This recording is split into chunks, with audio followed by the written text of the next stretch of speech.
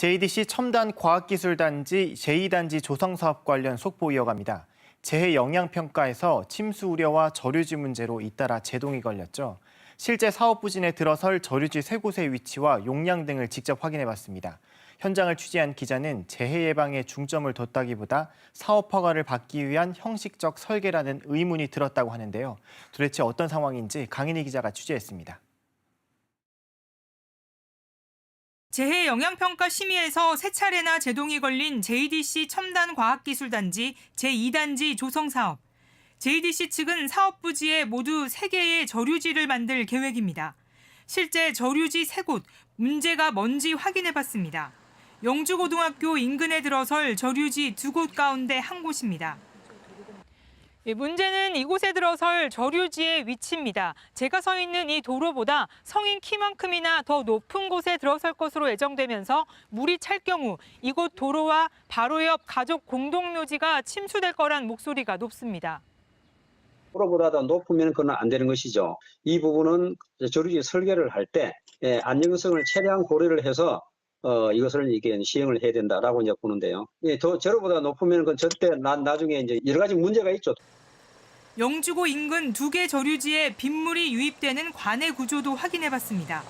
유입구에 물러미터기 설계돼 폭우가 오더라도 빗물이 저류지로 흘러가지 못하고 빗물이 저류지로 가는 관해 구조도 직각 형태라 물의 흐름 자체를 막고 있다는 분석이 나옵니다. 심의위원회에서 폭우 때 저류지가 제 역할을 못해 물이 하천으로 몰려 저지대 침수를 우려한 대목입니다. 사업 부지에서 가장 높은 지점에는 빗물을 가두지 않고 땅속으로 스며드는 침투형 저류지가 조성될 계획입니다.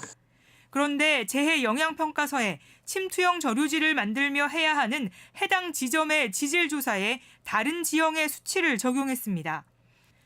저류지 유량에는 시간당 2.5mm의 강우량을 적용했다고 명시했습니다.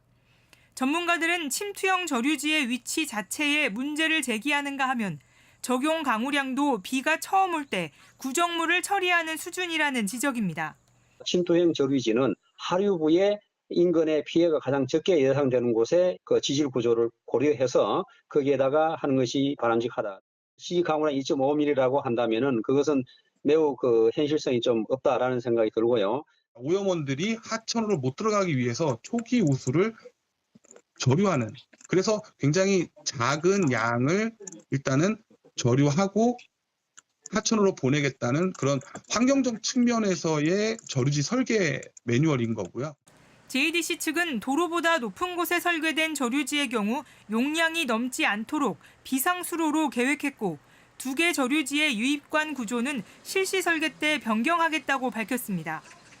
침투형 저류지 지질 조사 역시 실시 설계 때 할 예정으로 저류지 위치와 시간당 2.5mm 강우량 적용에 대해선 1차적 홍수재해 예방과 지하수 함양을 고려한 것이라고 말했습니다.